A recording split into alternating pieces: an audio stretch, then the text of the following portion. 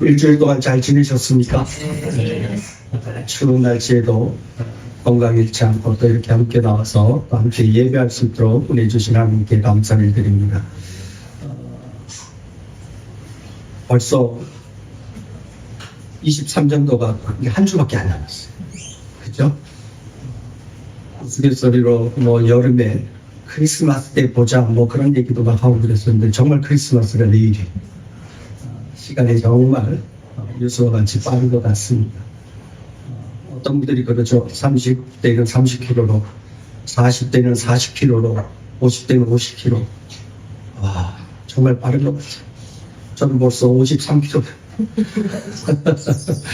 50km가 넘어섰습니다. 요즘 도로에 제한 속도가 50km인데 50km를 넘어서서 이제 달리고 있는 60km 된 거예요?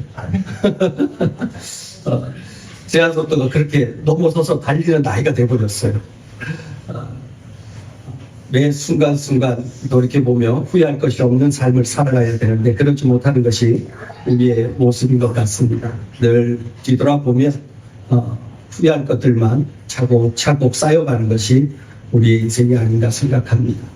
지금이라도 우리의 삶을 다시 한번 점검해 보면서 후회할 것을 하나하나 털어내버리는 그래서 진정 그리스도의 사랑을 전할 수 있는 또 그 사랑을 나눌 수 있는 우리의 모습이 됐으면 좋겠습니다. 늘 그러죠. 어떤 분들이 마지막 날 지옥 가면 껄껄거리는 사람이 많다고 이야기하죠. 그 껄껄거리는 날이 뭐예요? 후회를 남긴다는 거죠.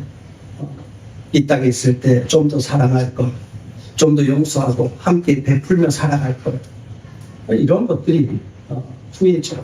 그런 후회들을 하나하나 털어내면서 후회 없는 삶을 살아가기 위해서 주님 앞에 지혜를 구할 수 있는 우리의 모습이 됐으면 좋겠습니다. 무엇보다도 우리에게 정말 후회할 것이 없다는 것은 제일 중요한 것, 내 가족의 구원인 것 같아요. 내 가족의 구원을 이루지 못하고 또 그 가족에게 복음에 대한 이야기를 한마디도 밖으로 꺼내지 못하고 이 세상을 떠나갔다는 그것만큼 안타깝고 그것만큼 후회스러운 일이 어디 있겠습니까? 우리가 그런 후회가 없기 위해서 더욱더 하나님의 은혜와 긍휼을 구하며 또 하나님의 긍휼의 눈으로 세상을 바라보며 또 가족들을 바라보며 서로를 바라볼 수 있기를 주님의 이름으로 축복합니다.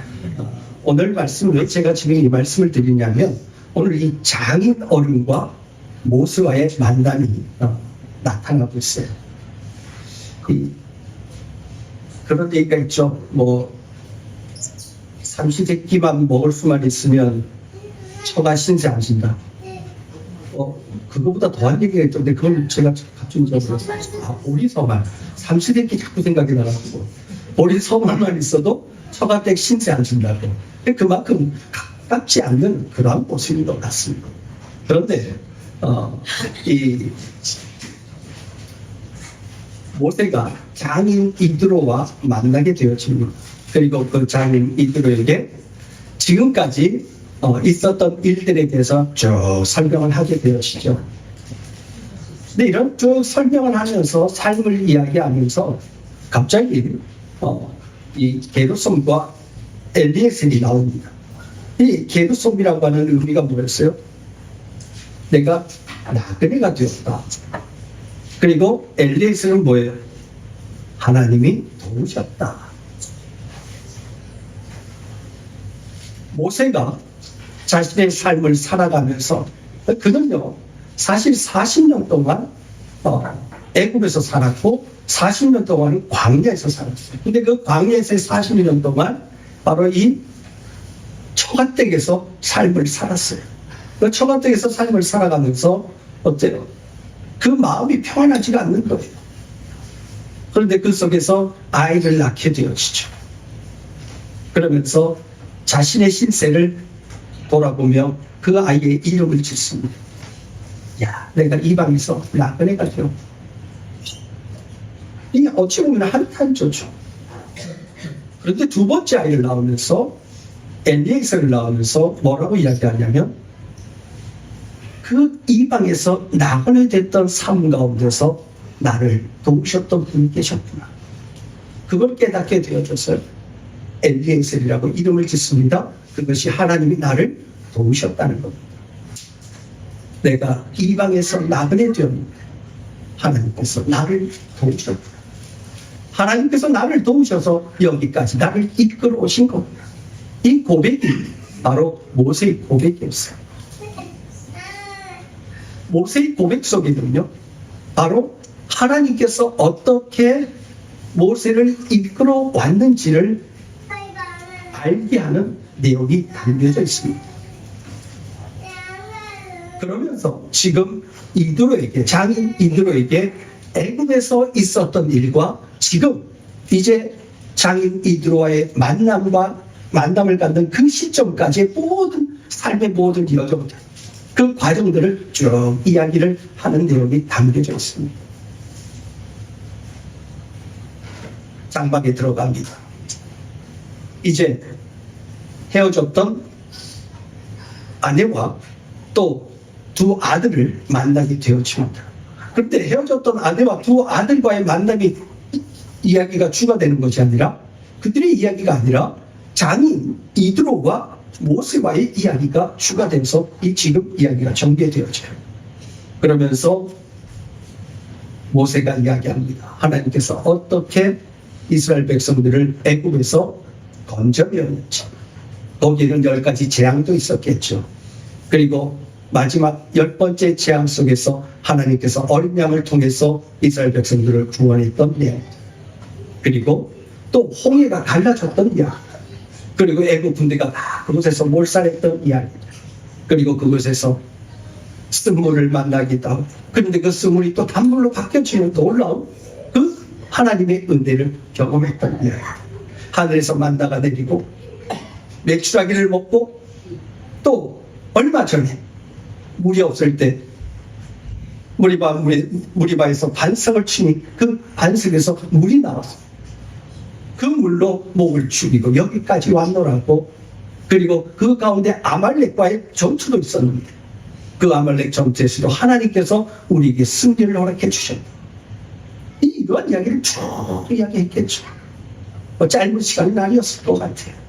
그 장막에서 오랜 시간 장인어른과 같이 이야기를 나누면서 하나님에 대해서만 이야기를 합니다. 하나님이 어떠한 분이셨는지에 대해서 쭉 이야기를 합니다. 그러자 이 장인 이드로가 뭐라고 이야기합니까? 이제 내가 알았다. 이제 내가 알았다.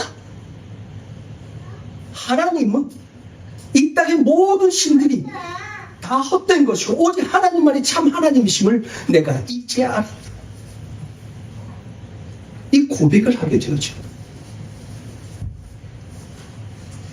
장인 이드로가 그냥 평범한 사람이 아니었어요. 이방의 신을 섬기는 제사장이었어요. 그 이방의 신을 섬기는 제사장이 모세의 이야기를 통하여서 하나님에 대한 일을 듣고 그가 이제 내가 알았다. 내가 지금 섬기고 있는 그 신이 참 신이 아니라 모세 너가 얘기했던 그 하나님이 참으로 참된 하나님, 참된 신이구나 라고 하는 것을 알게 된 거예요. 여러분, 이것이 쉬운 이야기가 아닙니다. 사람의 이야기를 듣고 그 이야기에서 들려지는 그 하나님을 믿는다고 하는 것은 이건 쉬운 일이 아니에요. 인간의 힘으로 할 수 있는 일이 아닙니다. 여러분 한번 생각해 보세요. 장인 이드로에게 이야기했던 그 이야기가 장인 이드로에게만 들려졌겠어요? 모세가 이스라엘 백성들을 이끌고 지금 이 장인 이드로가 있는 이 호렙산 쪽까지 올 때까지 많은 이방인들이 하나님에 대한 소문들을 들었을 겁니다. 애굽에서 어떠한 일이 벌어졌었는지, 광야에서 어떠한 일로 이스라엘 백성들을 하나님께서 이끌어내셨는지를 다 들었을 거예요. 그런데 그들은 전혀 하나님에 대해서 관심 바뀝니다. 전혀 하나님에 대해서 믿으려고 하는 생각도, 아니 도리어 하나님을 대적하려고 했던 자들이 바로 이방인들의 모습이었어요.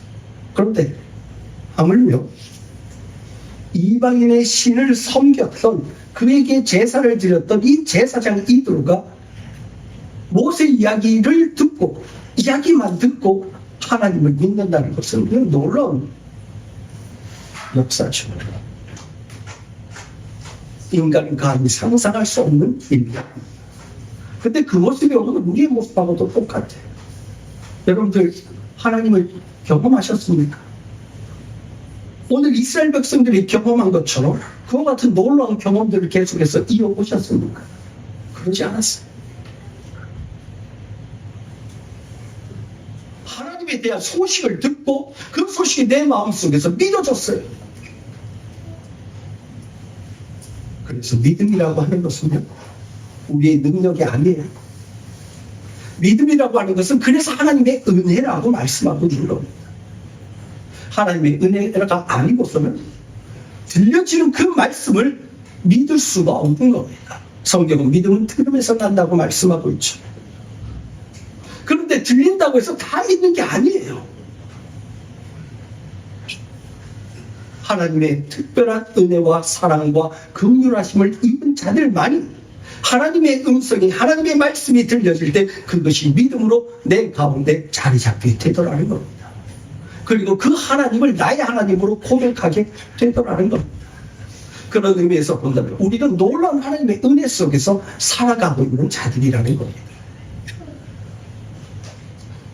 그런데 신기한 건요, 그렇게 하나님의 놀라운 은혜와 능력을 경험했던 이스라엘 백성들은요, 하나님의 은혜에 대해서 전혀 생각하지 못하고 있었어요. 그리고는 당장 현실에 부딪히는 상황 속에서 생존의 문제 때문에 늘 불평과 원망과 불만을 가지고 하나님 앞에 나아갔던 모습을 보게 됩니다. 체험이라고 하는 것이 우리에게 믿음을 주는 것이 아니라는 겁니다. 내가 경험해야지만이 하나님을 믿을 수 있다. 그거 다 헛된 거라는 것. 믿음은 들음에서 나는 거예요. 근데 그 들려지는 것이 하나님의 택하신 하나님의 그 긍휼과 은혜를 입은 자들에게만 놀라운 은혜로 그것이 믿음으로 자리 잡게 되더라는 겁니다.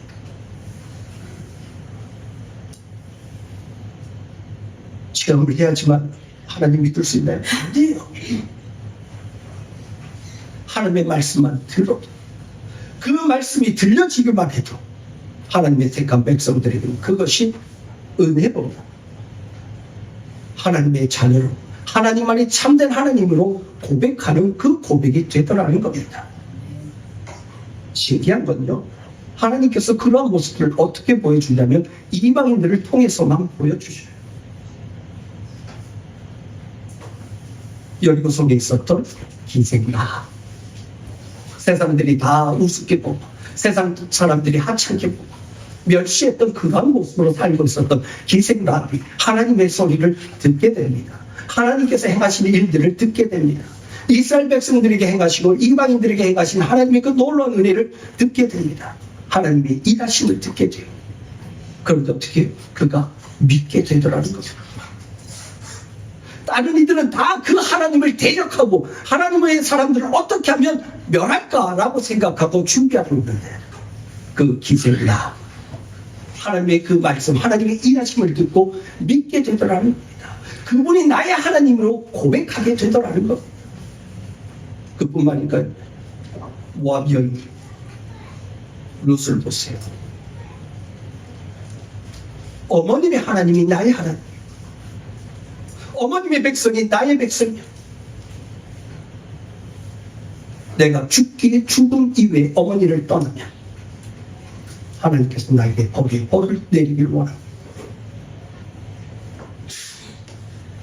어머니 걱정하지 마세요. 어머님이 믿고 있는 그 하나님이 나의 하나님이에요. 나는 더 이상 모압의 사람이 아닙니다. 이방의 사람이 아닙니다. 나는 이미 내 마음이 오직 하나님께로, 어머니가 믿고 있는 그 하나님께로 내 마음이 온전하게 정해져 있습니다. 나를 떠나라고 말씀하지 마세요. 성경은요, 계속 그 이방인들에게 포커스를 맞춥니다. 그렇게 그렇게 놀라운 경험들을 하고 놀라운 기적과 이적을 경험했던 이스라엘 백성들은 늘 하나님 앞에 불평과 원망을 하며 나아갔는데, 전혀 그 하나님의 놀라운 능력을 경험하지 않았던, 오직 귀로만 들었던, 말로만 들었던 이방인들은 그 하나님을 믿더라는 겁니다. 믿음은 체험이 아니라, 경험이 아니라 하나님의 은혜로 주어지는 것이라는 겁니다.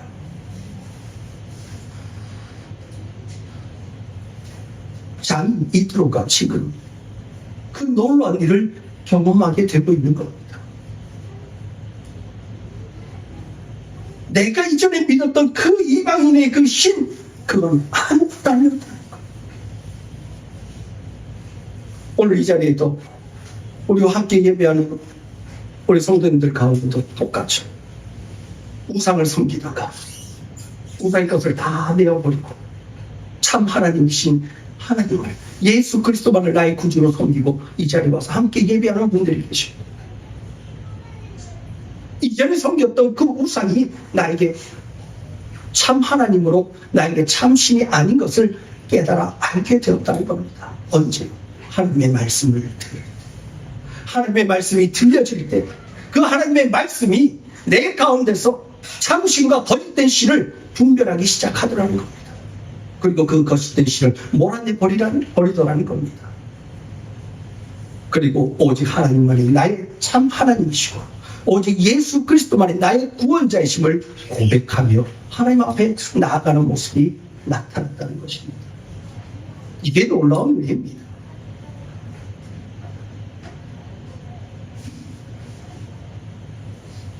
모세의 장인 이드로는요,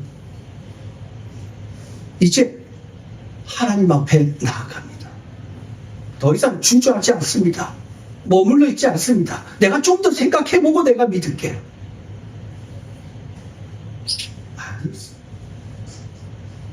하나님의 말씀이 들려지고 내 마음에 믿음이 생기자 그는 뭐예요? 속히 가서 희생제물을 가져옵니다. 그리고 어떻게 해요? 아론과 함께 하나님 앞에 예배합니다. 이게 예배죠. 희생제물을 드리는 것이 예배예요. 그리고 뭐예요? 서로 떡을 떼었다라고 말씀하고 있어요. 그 떡을 떼는 게 뭐예요? 교제예요. 하나님의 자녀로, 하나님의 백성으로 편입되어지니까 그 즉시 어떤 일들이 벌어져요? 하나님 앞에 예배하는 자가 되더라는 겁니다. 그리고 하나님의 백성들과 함께 교제하기 시작하더라는 것입니다. 이것저것 따지지 않는 거예요. 좀 더 생각해보고, 내가 지금 믿고 있는 게 이게 지금 제대로 된 건가? 나 다시 한번 생각해보고 올게. 조금만 기다려. 이게 아니에요. 즉각적인 반응이에요. 믿음이라고 하는 것은 그렇게 우리를 완전하게 바꿔놓는 겁니다. 믿음이라고 하는 것은 우리의 삶을 완전하게, 우리의 삶의 가치관을 완전히 변화시켜 놓는 겁니다. 이게 믿음의 능력이에요. 자꾸만 그 믿음의 능력을 거부하면서 뭘 생각하냐면, 내가 한번 해볼게. 내가 논리적으로, 이성적으로 판단하고 내가 다시 한번 생각해서 내가 믿어지면 할게. 그럼 뭐예요? 결국은 내가 믿었다고 이야기를 하게 되어지는 거예요. 하나님께서 나에게 믿음을 주셨다가 아니라 내가 믿었다고 이야기하고 싶은 거예요. 내가 이것저것 여러 가지로 따져보니까 이거 그렇게 맞아. 그래서 내가 믿은 거야. 내가 선택한 거야 라고 생각하려고 합니다. 믿음이라고 하는 것은 내가 선택하는 것이 아니에요. 하나님의 택하신 가운데 이루어지는 거예요. 하나님께서, 예수님께서 십자가에서 못 박혀 죽으면서 나 좀 믿어줘라고 했을까요? 믿는 자에게는 구원이 있으니까 나 너를 위해서 십자가에서 못 박혀 죽었어. 그러니까 날 좀 믿어줘. 구걸하는 신앙이 아니에요. 구걸하는 믿음이 아닙니다. 하나님께서 우리에게 주신 것은 구걸하는 믿음이 아니에요. 잘 생각해서, 잘 열심히 너가 한번 고민하고 생각해서 날 좀 믿어줘. 그럼 내가 너에게 구원을 줄게. 이게 아니에요. 구원이라는 것은 하나님의 일방적인 강력한 하나님의 선물임과 동시에 은혜입니다. 은혜는 거부할 수 없는 거예요. 내가 거부한다고 해서 거부될 수 있는 것이 아니라는 거죠. 바로 우리는 그와 같은 하나님의 놀라운 거부할 수 없는, 항거할 수 없는 그 은혜 속에서 구원함을 얻게 되어진 거예요. 그리고 그 은혜 속에서 오늘 우리는 살아가고 있는 겁니다. 여러분, 아직도 내 머리로 이성적으로 판단해서 내가 한번 믿어볼게. 내가 한번 믿어볼게. 내가 한번 열심을 한번 내어서 한번 예수님을, 하나님을 믿어볼게라고 그렇게 생각하고 있습니까? 아니에요. 철저한 하나님의 긍휼과 은혜 속에서만 믿음이 우리에게 주어지는 것이고, 그 믿음으로 인해서 우리는 오늘 믿음의 길을 걸어가는 겁니다. 나 좀 뭔가 경험해야지, 뭔가 느껴져야지, 내가 그래야지 믿어보지. 아니. 믿음의 사람들을 보면 다 믿음은 들으면서 나는 거라고 말씀하고 있어.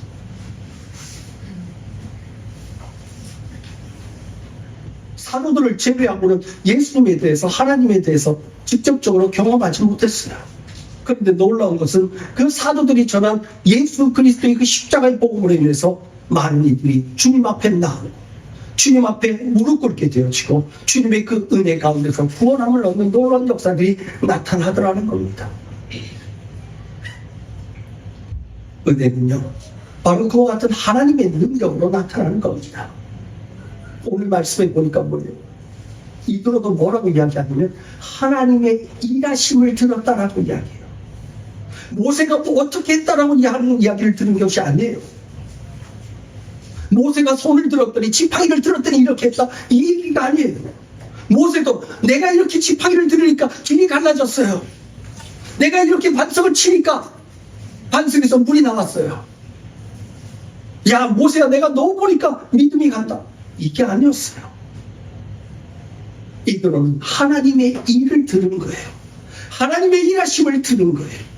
하나님의 일하심을 깨닫고, 하나님의 일하심을 듣고, 그 일하심을 통하여서 하나님의 살아계심과 하나님의 놀라운 능력을 알고 믿게 되어졌다는 겁니다. 오늘 우리는 어떤 사람을 바라봐서는 안 돼요. 사람을 바라보게 되면요, 필히 어떤 방법을 자꾸만 찾게 되어져요. 저 사람이 저렇게 해서 복받았구나. 하나님의 일하심을 생각하지 않고 나도 저렇게 해서 복받아야지라고 생각합니다. 하나님의 일하심을 자꾸 망각해버리고 잊어버려요. 우리가 해야 될 것은 하나님의 일하심을 기억하는 겁니다. 하나님께서 어떻게 일하셨고, 하나님께서 어떻게 역사하셨고, 하나님께서 어떻게 우리의 구원을 위해서 모든 일들을 이루어 가셨는지를 알아가는 겁니다. 그래서 사도 바울은요, 날마다 너희들에게 그리스도를 아는 지식이 날마다 넘치기를 원한다고 이야기합니다. 사도 바울이 나에 대해서 알으라고 이야기하잖아요. 내가 어떻게 하나님을 믿었고, 내가 어떻게 예수 그리스도를 만났고, 내가 어떻게 복음을 전했고, 그래서 어떻게 얼마나 많은 사람을 구원해냈는지를 이야기하지 않습니다. 오직 누구만을 바라보라고 합니까? 예수 그리스도만을 바라보라고 합니다. 예수 그리스도에 대한 지식이 날마다 넘쳐나기를 원한다고 이야기하세요. 오늘 우리가 알아야 할 것은 하나님의 일하심, 그 하나님의 일하심에 대해서 깊이 있게 알고 많은 것들을 풍성하게 깨달아 그 풍성함을 누리는 겁니다. 하나님의 어떠한 분이신지를, 그 풍성함을 누리게 되어지면 그 하나님과 동행하며 교제하며 그 하나님의 풍성함을 나의 것으로 받아들이게 되어지는 겁니다. 그렇게 되어졌을 때 이 세상에서의 두려움이 사라지는 거예요. 이 세상에서의 염려가 사라지는 겁니다. 왜요?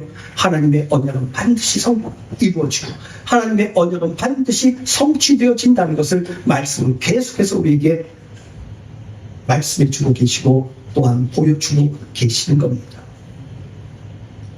사랑하는 성도 여러분, 오늘 정말 예수 그리스도의 그 십자가의 복음의 말씀을 듣고 하나님의 일하심의 그 말씀을 듣고 과연 우리는 삶에 어떤 변화가 일어났습니까?